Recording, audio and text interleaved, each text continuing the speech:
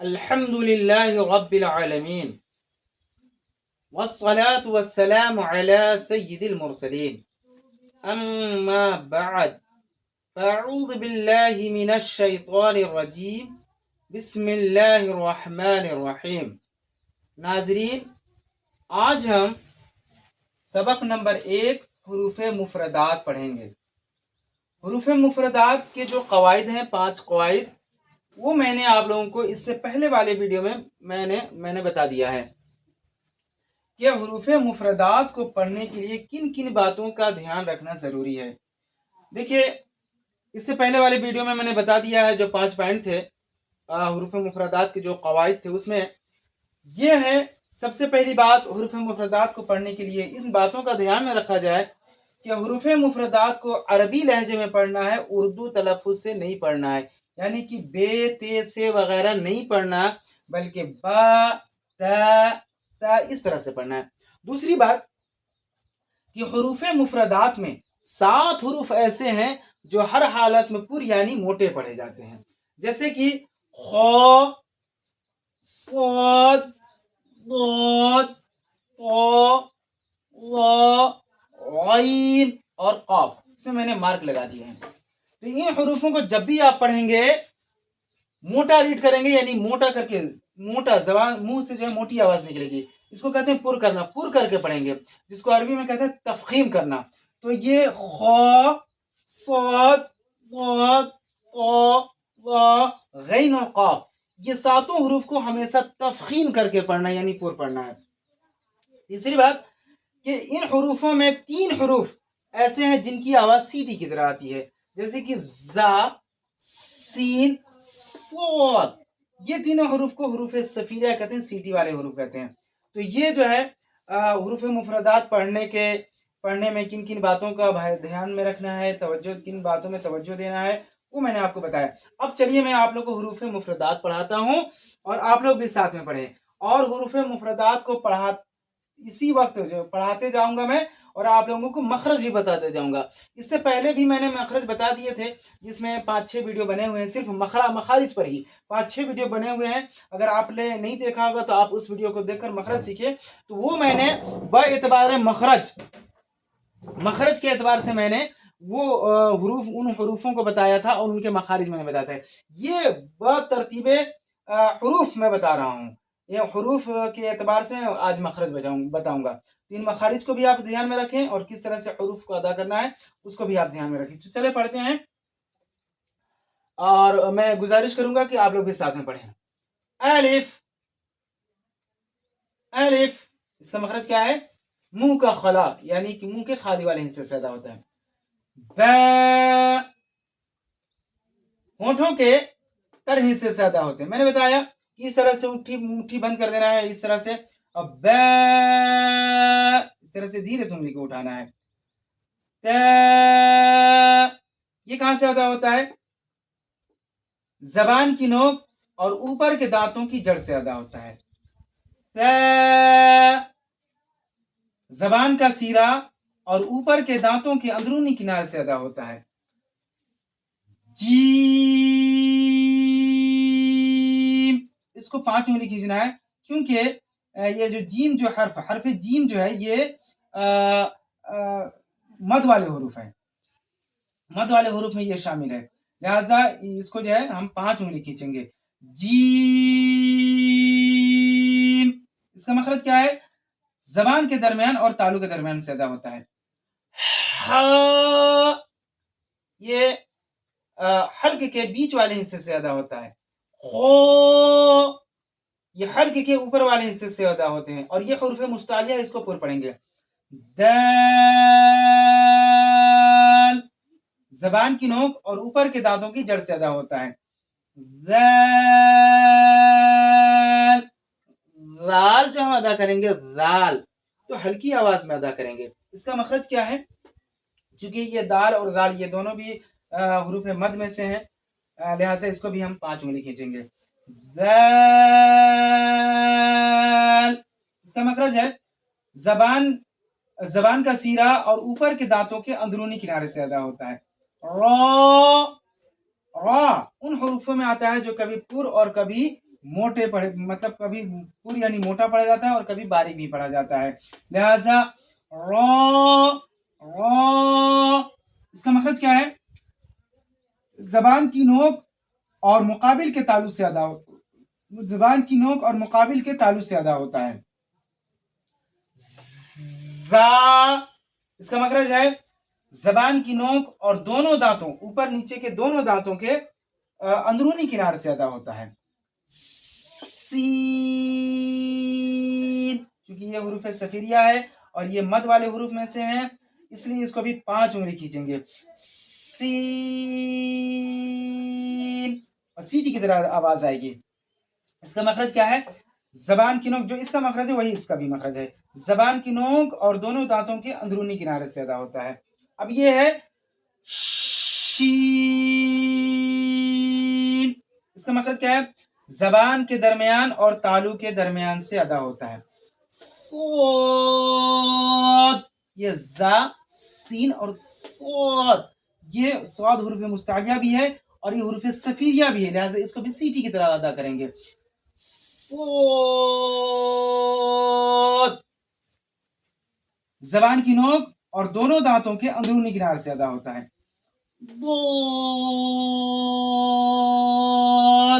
ये हुरूफ मुस्तालिया में से पुर होता है, लिहाजा इसको पुर करके पढ़ेंगे, मोटा इसको रीड करेंगे। बोद मखरज देखिए, जबान की करवट और ऊपर के दाढ़ों की जड़ से अदा होता है। ये तमाम हरूफ में सबसे मुश्किल हर्फ वाद का है, बहुत ही लोग वाद अदा कर पाते हैं, लिहाजा इसको तवज्जो से आप देखकर सुनकर और इसको जो है वाद को आप अदा करने की कोशिश करें। तो ये भी हुरूफ मुस्तालिया है, इसको भी पूरा पढ़ेंगे और एक अलिफ खींचेंगे, एक उंगली उठाएंगे। तो इसका मखरज क्या है? जबान की नोक और ऊपर के दांतों की जड़ से अदा होता है। वो ये भी हुरूफ मुस्तालिया है, इसको भी मोटा पढ़ेंगे। वो इसको भी एक उंगली उठाएंगे। इसका मखरज क्या है? जबान का सीरा और ऊपर के दांतों के अंदरूनी किनारे से अदा होता है। ये दाल और दा का मखरज तो एक है, मगर चूंकि ये हुरूफ मुस्तालिया है इसलिए इसको पुर करके पढ़ेंगे और ये दाल को बारीक पढ़ के पढ़ेंगे, बारीक करके पढ़ेंगे। चूंकि ये मद्दात में से हैं, हुरूफ जो वो हुरूफ में से हैं जो जिसमें मद होता है, लिहाजा इसको 5 अलिफ खींचेंगे और इसका मखरज है हल्क के दरमियान वाले हिस्से से अदा होते हैं। देखिए एक है यहाँ पर हा है और हमजा और आइन, यहाँ नहीं, हमजा हमजा और आइन, तो अ इसको तो अ बोलेंगे लेकिन इसको भी अ नहीं बोलेंगे, इसको आइन से आवाज निकाल के पढ़ेंगे, लिहाजा ये जो है हल्क के दरमियान वाले हिस्से से अदा होगा और 5 उंगली खींचा जाएगा पढ़ने में। आइन, लिहाजा बहुत सारे लोग आइन भी अदा नहीं कर पाते हैं, वो जो है इसको देखकर और ध्यान देकर इसको आइन को अदा करने की कोशिश करें। गईन, गई ये हुरूफ मुस्तालिया में से है, पूरा पढ़ा जाएगा और इसका मखरज देखिए कि इसका मखरज है हल्क के ऊपर वाले हिस्से से अदा होता है। गईन कहां से अदा होता है? हल्क के ऊपर वाला हिस्से से, और ये हुरूफ मुस्तालिया है, इसको पूरा पढ़ा जाएगा। गईन,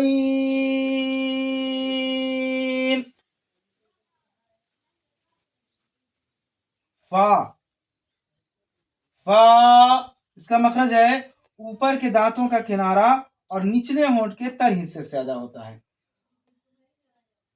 कौफ, देखिए कौफ को भी बहुत ध्यान से हमको देखकर और समझ के अदा करना है। तो ये नुक्ते वाला कौफ, इसका मखरज है जबान की जड़ और तालु के नर्म वाले हिस्से, नर्म हिस्से से, जबान की जड़ और तालु के नर्म हिस्से से ये अदा होता है। देखिए ये कौफ जो है जिसे हम अदा करते हैं जब हम कुल पढ़ते हैं, चारों कुल जब हम पढ़ते हैं इसी कौफ से पढ़ना चाहिए। अगर हमको इसको ये छोटे वाले जो काफ है जिसको हम लोग आम जबान पे छोटा काफ बोलते हैं, हालांकि छोटा बड़ा काफ होता नहीं है मगर वो लोग बोलते हैं, लिहाजा इस काफ से कुल नहीं कहा जाएगा वरना माना बिल्कुल बदल जाएगा और आपकी नमाज भी नहीं होगी अगर कुल को आप कुल कहेंगे तो। لہٰذا اس دونوں میں فرق سمجھیے اور دونوں کو حروف قریب الصوت ہے، لہٰذا ان لوگوں کو بہت دھیان سے دیکھ کر اور ادا کرنے کی کوشش کیجیے۔ تو یہ قوف کا جو مخرج ہے وہ کیا ہے؟ زبان کی جڑ اور تالو کے نرم حصے سے یہ ادا ہوتا ہے۔ قوف،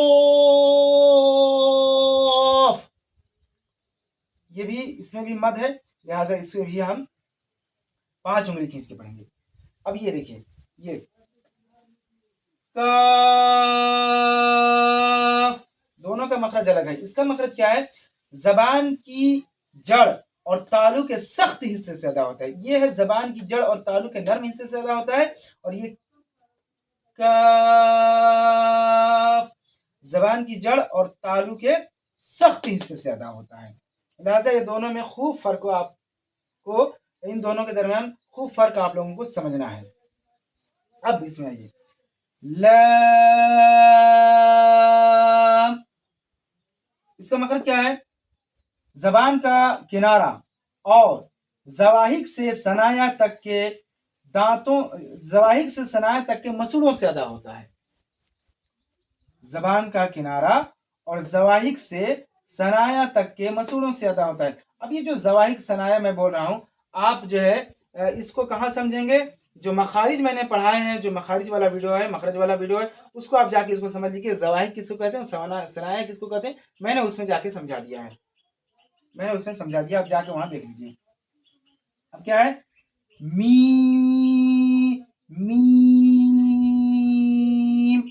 یہ دونوں ہونٹوں کے خشک، یعنی کہ دونوں ہونٹوں کے جو یہ سوکھا والا خشک والا حصہ ہوتا ہے وہاں سے ادا ہوتا ہے۔ میم، یہ بھی حروف مدات میں سے، لہٰذا اس کو بھی 5 انگلی کھینچ کے پڑھیں گے۔ اب یہ دیکھیے، نون، نون کا مخرج کیا ہے؟ تو زبان کا کنارہ اور انیاب سے ثنایا تک کے دانتوں کی جڑ سے ادا ہوتا ہے۔ اب انیاب سے ثنایا، آپ جو ہے میرے پچھلے والے ویڈیو جو مخارج والے ویڈیو ہیں اس میں جا کے آپ دیکھ لیجیے انیاب سے ثنایا کس کو کہتے ہیں۔